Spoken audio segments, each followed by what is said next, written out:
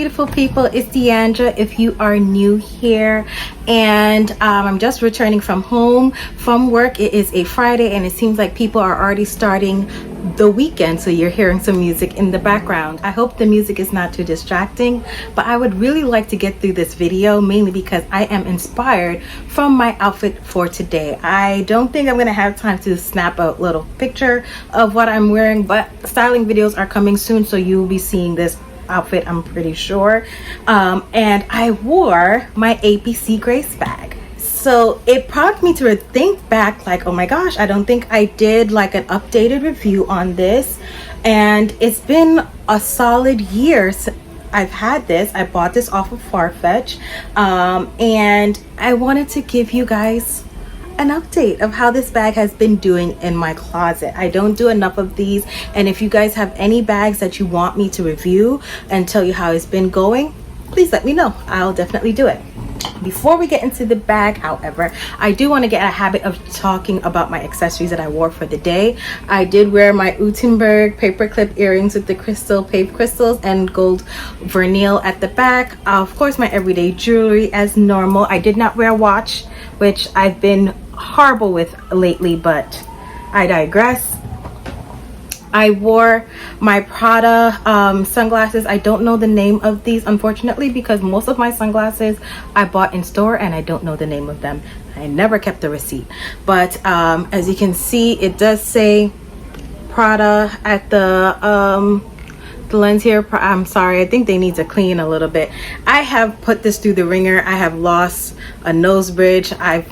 I don't even know if Prada would repair this, but I love these stinking glasses so much, and they're like a wonderful neutral. Can you see? This is just a perfect neutral. Black is not really a good neutral for me. I noticed like a gray lens is, and this is gray with gold. Okay, so back to the bag. This bag, I believe, is the small Grace bag, because I believe they have a larger one, the regular size, which doesn't have a size attached to it. It just calls the Grace shoulder bag, and they also have a mini one, but this is the small size. Okay, and I'll put the dimensions up on the screen. I did buy this from Farfetch, and I believe around $430, around roughly around there. So what drew me to the bag is because, number one, I was kind of intrigued with the Celine box bag, and I wasn't willing to pay that amount of money, to be honest. And I saw a lot of people have raved about this as a wonderful alternative.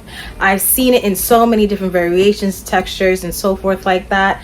And this color won my heart, although it was very hard to narrow down because it looks good in almost anything. And honestly, why I took this is because it reminds me a lot of the dark stone color from Coach, which I originally wanted in a bandit, but when I saw this, I forgot about the bandit. Yeah, so when I saw this in this color, I forgot about the bandit. I was like, nope, this is the bag that needs to be in this taupe brownish color. And of course, if you guys remember, I did get the bandit in this beautiful pink color. I don't know the exact color, but it's a really nice pink color. So yes, although this is not called dark stone, this reminds me of the dark stone from Coach. I'll give you the side view. There is no back pocket at all, and this is the other side, the bottom. And as you can see, I pretty much have no wear and tear at all. The only thing I would say about this bag is that literally after the first time wearing it, I scratched up, as you can see the scratches already. I scratched up the hardware. Why that is because it can be a bit unbalanced, or perhaps I put it on my bed wrong and it just literally bounced right back right on the ground and it scratched. And I was like, oh my gosh, it was really disheartening because I really do like the shiny aspect of this. But besides that, your oils from your fingers, fingerprints, all of that will show on here. So if that bothers you, I know the Celine version is more of like a brushed gold type of thing. It's not as a shiny gold as this. That's one of the main differences, along with, you know, a little tiny bit of branding at the bottom.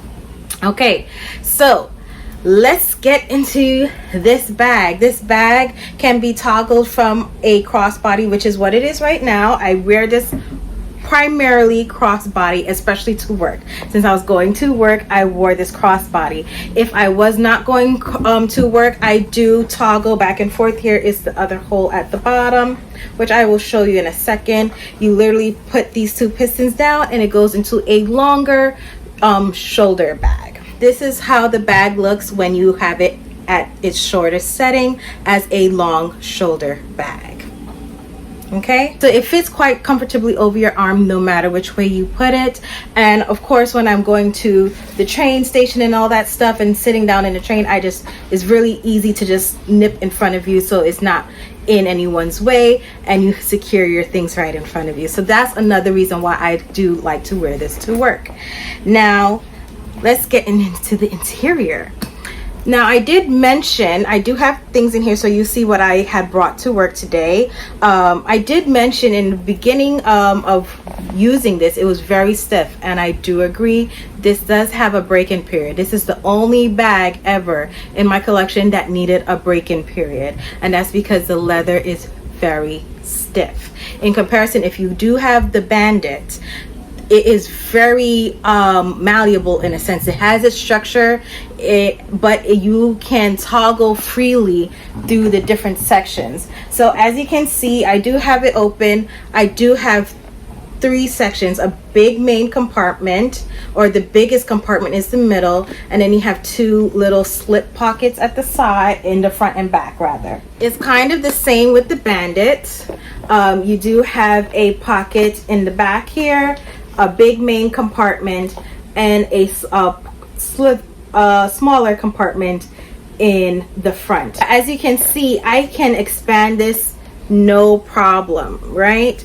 And you get that movability, that functionality of the bag with the Bandit immediately. With the A.P.C bag, that is not so much, okay?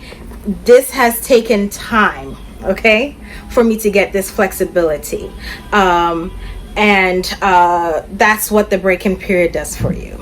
Okay, so I have noticed when using this, literally put nothing but papers, receipts, and stuff in the front, and that's literally what I have here. Literally nothing that will protrude, because it will impede you from closing no matter what you put in the other 2 compartments. So because of that, I have my phone at the back pocket, and you do have to push it in there. It's not as seamless as the Bandit or some other bags that have this accordion type of style of interior. You do have to push it in there, but I do like the fact that it's secure and it's not moving around and so forth like that. So it's really a give and take. It's what works for you. Now the middle interior is where I can fill up to my heart's content to some degree, because it's structured, it does have a shape and so forth. So as you can see, I have my Beats headphones. That's the most that's going to toggle back and forth, because everything is kind of sandwiched in there. I have my work ID, which I'm not taking out, my wallet, my phone stand, and that is a SLG that I bought from Amazon. If you have not seen my SLG video, please go and watch it. This was a dupe of a Coach, or I'm using it as a trial one for a Gucci key pouch that I really do want. And right now what I have in there is just my keys, my small bunch of keys rather, my lip gloss, my hand sanitizer, and a backup headphones, because these are on its way out. I'm not going to lie, I need to get new ones. So yes, and obviously this is how it looks. Yes, so as you can see with everything in there, this is how it looks. And I do have to kind of compress that down a bit to push it in, but nothing is protruding. This does not lift off.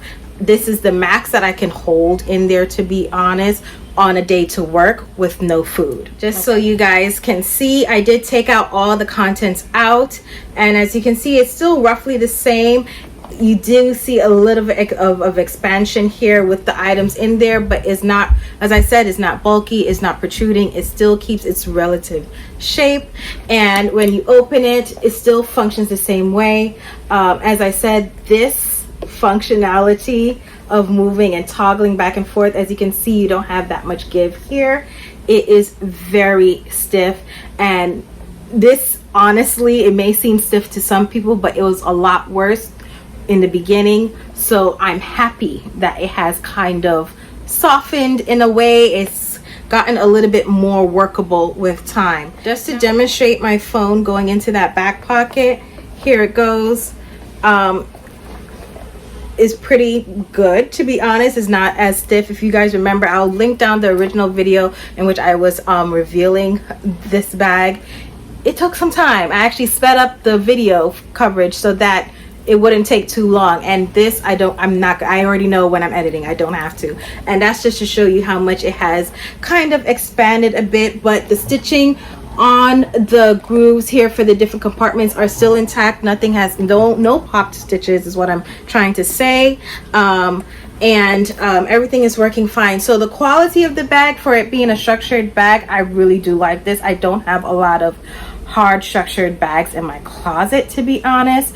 I needed to have the structure and be a little bit more malleable, but this was really a joy to have. I don't pick it up a lot because I am a bit limited in what I can bring. Like, this is literally it. There's no pockets or anything in here, in any of the compartments rather. There's no pockets or anything, and you just, you know, try to fit everything in.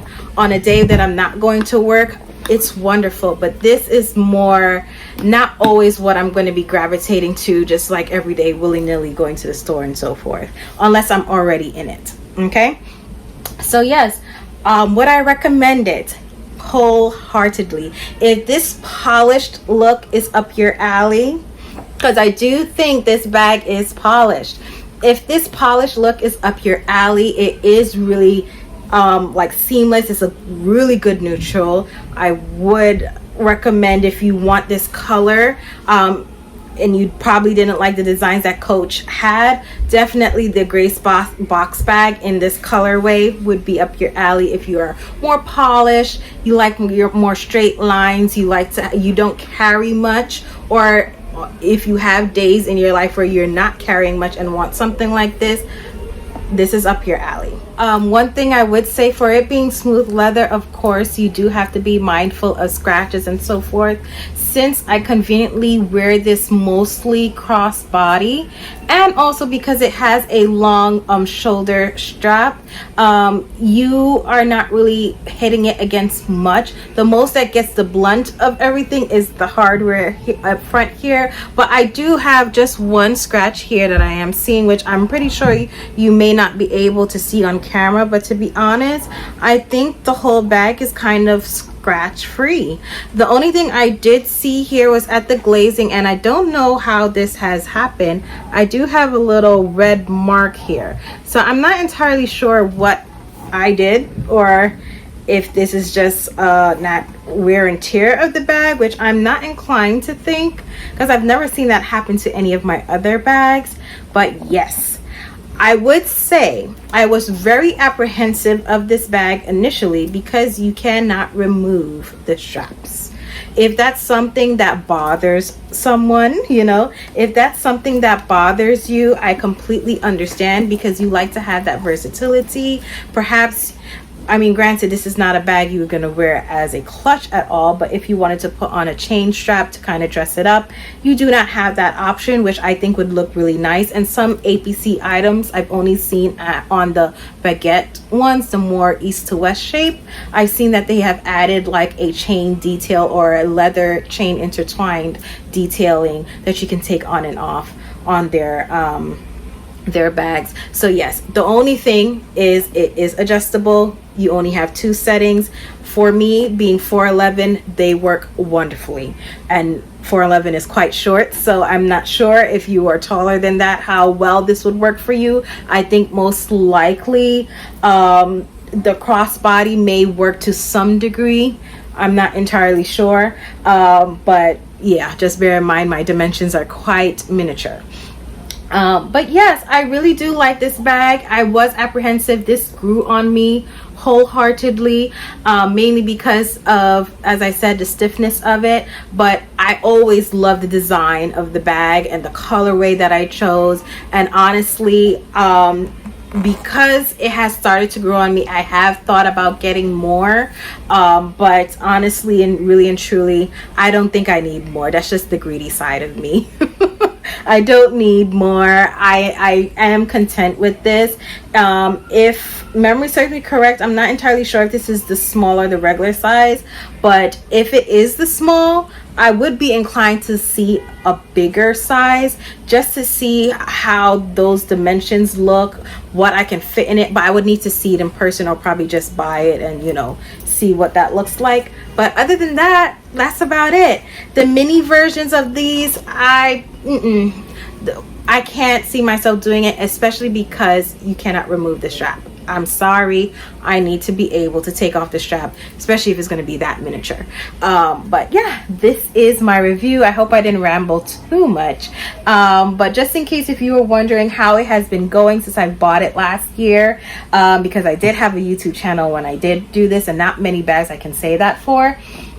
It has been going well. It was a rocky start, but it's going well. I'm really happy that I have it in my collection. And like on a day like today where I'm very neutral, as you can see, I was a very neutral palette, very summery. I don't really bring this out all that much during the winter time. Definitely all the other seasons though.